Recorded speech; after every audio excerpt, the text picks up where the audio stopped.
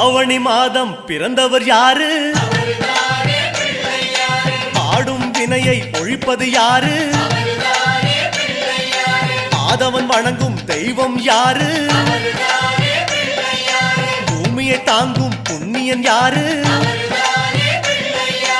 அனலாசுரனை தின்றது யாரு?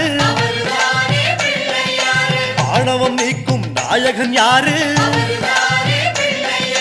முப்புரி அணிந்த மூலவன் யாரு? அவரும் வாழ்வது எங்கே கூறு?